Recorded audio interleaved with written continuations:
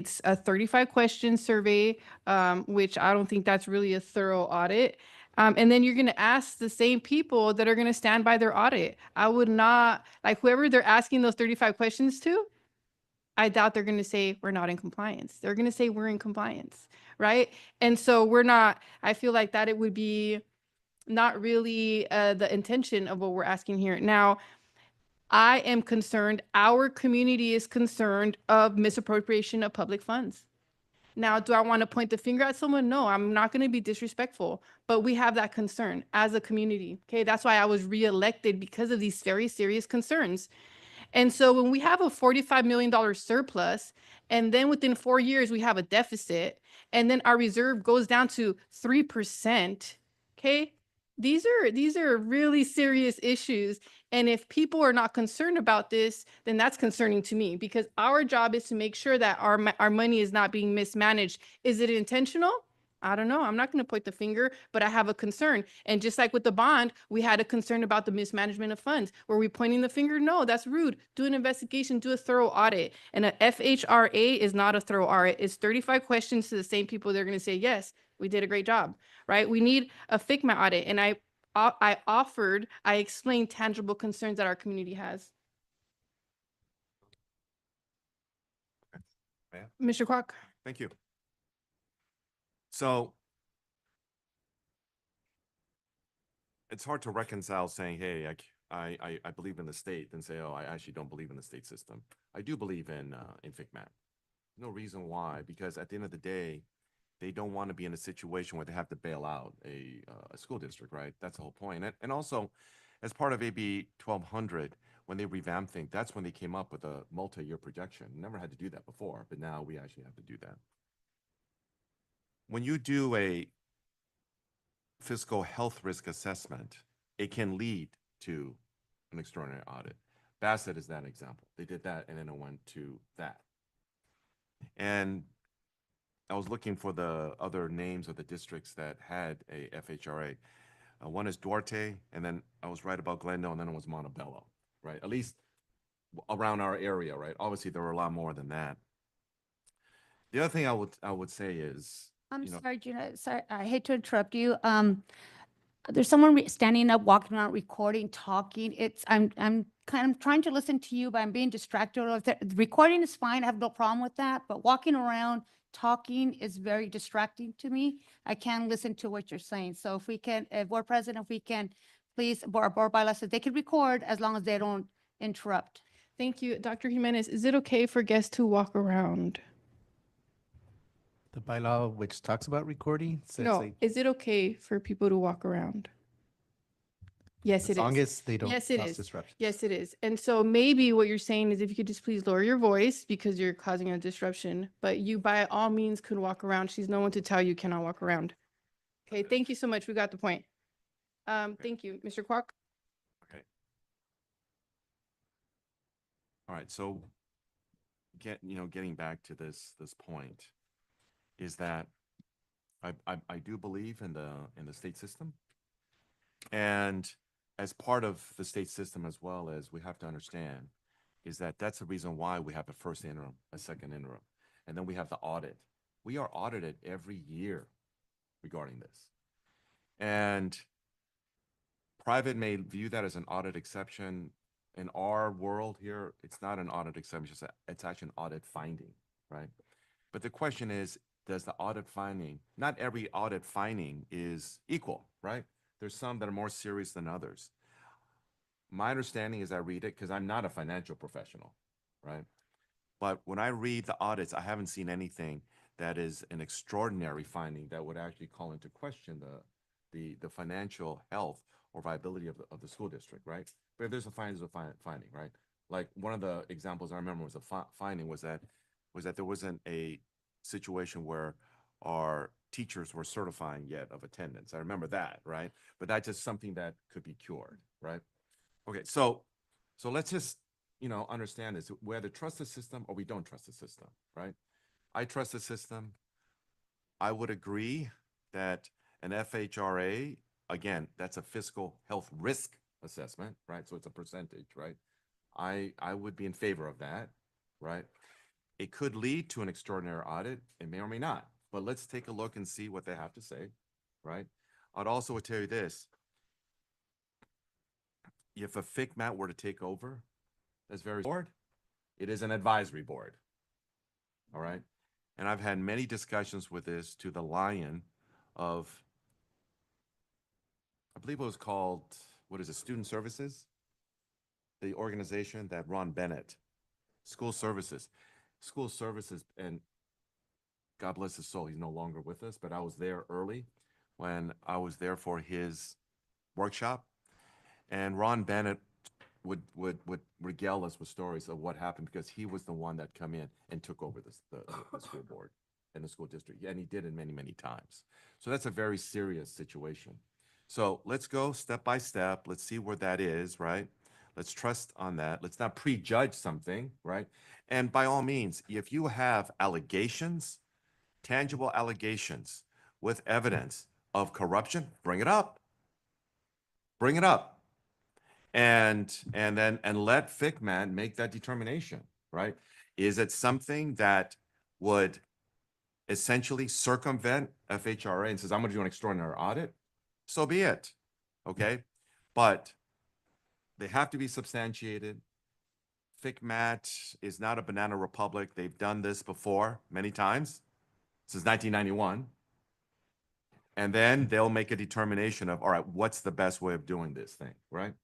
And then we'll let them do what they were specifically created to do, because they are extraordinary experts on this. Thank you very much. I yield back. Ms. Loera? I know Ms. Quinones had her hand up earlier, so no, I'm going to wait my turn. So I know you waited up to Gino, so I'll wait. Teamwork. Trying to get in Ms. line. Ms. Quinones, thank you. Thank you.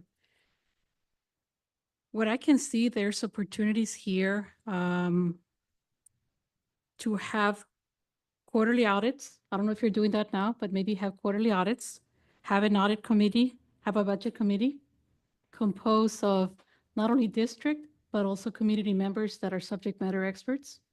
That way you get a full picture and you bring some positive people that are actually from the community can say, I participated, there's nothing wrong, or maybe they're going to find something that perhaps you didn't find.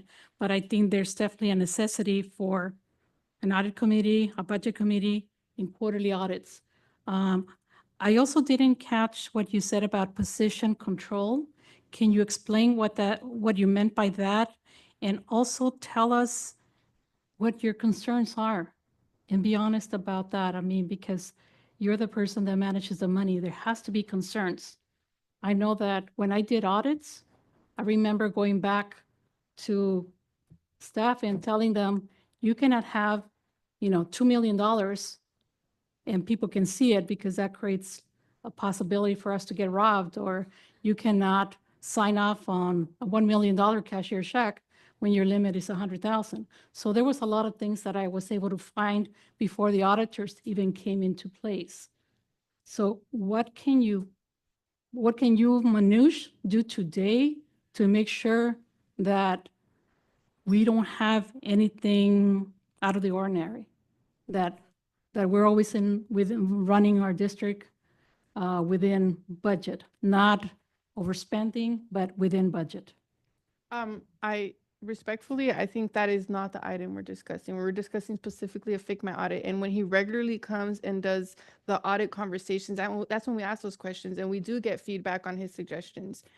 And so, that's that. Ms. Loera?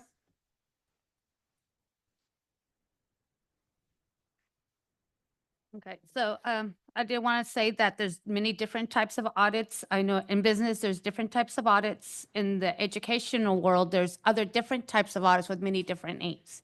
So the ones that were mentioned are happening in our district. So it means many different things. I am okay with what Mr. Kwok said. I think Adrienne also said about she's kind of okay. I think if I don't want to put words in your mouth, but I think I heard about fiscal health risk analysis. I'm okay with that.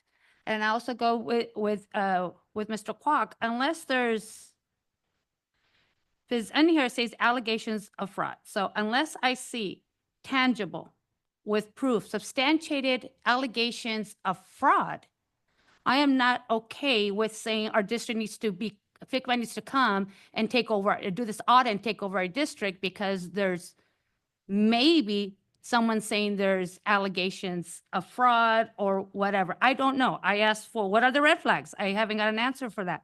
Misappropriation of funds. I haven't got proof of that. So I am not okay with that because I am not going to bring FCMAT to come and take over our district when there's no proof of anything. If there's proof, please bring it. If anybody has proof of anybody doing anything wrong in this district, misappropriation of funds, stealing money, whatever it is, if you have proof, please bring it forward. And then FCMAT can come and do the extraordinary audit. But unless there's tangible proof and people bring it to us, because I hear people saying out there, misappropriation of funds, they're not using the funds correctly. But when we ask, where's the proof? They never bring anything. It's all allegations. And without actual proof, that's all it is. There is no proof. But I'm okay with the fiscal health risk analysis. So unless there's actual proof brought forth here right now, I am not okay with an extraordinary audit, but I'm okay with the FHRA fiscal health risk analysis. Just really quickly, the FHRA fiscal analysis, all it will do is ask 35 questions to the same people that are going to say we're doing good. So I know you guys really want to entertain that option, but we're just going to be spinning our circles. Additionally, FCMAT, it is not my job to investigate and provide you proof. Okay, it's their job. It's their job to investigate and to rule it out. It's not my job. I'm not getting paid to do that. They get paid to do that. And so now, if everything is legal and there is no misappropriation of funds, we have nothing to fear. And per you guys, per some of you, there's nothing illegal going on. So guess what? There should be no concern about having an in-depth FCMAT audit because some of us in the community, we do believe there's a misappropriation of funds. And maybe you didn't hear this, Ms. Loera, but I'll say it again, okay? We are concerned that we had a $45 million surplus, and now we are at a deficit, okay? And we had savings, but now we have a less than 3% savings when I had advocated to keep it at a 10% cap of savings. Because does anybody know what 3% savings, how long that'll last? Okay. 2 weeks. So we are at a point where we have 3% savings of 2 weeks. Does that not count as a crisis? Are you not concerned? If you're not concerned, I'm questioning your judgment. Okay. Now, am I saying, oh, I want to give up the control to some third party entity?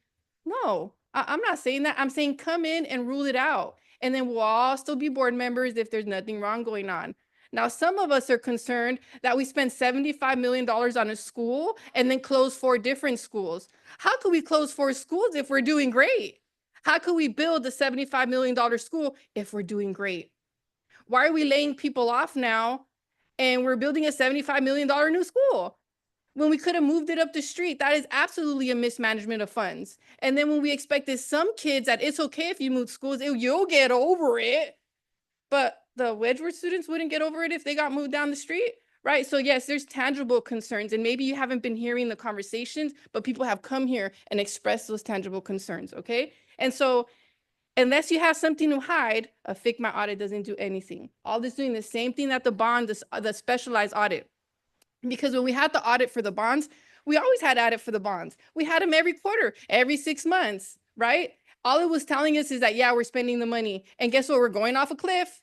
We're going off a cliff. You're spending the money and we're going off a cliff. That's all they did. That's all of our audits. That's all they do every 6 months. Yeah, you're spending the money. You're going off a cliff. You have less than 3% savings from 10%. That's all they're doing. Okay, they're not giving ideas of how we're going to stop it, right? Under a FCMAT audit, they're going to identify the deficiencies. They're going to give us ideas on how to curb this so that way we don't wait till it's too late. And we're at the verge where it's too late. And if you're not confident to make bold decisions, you're going to be the person that's keeping our district back. Yeah. Mr. Clark.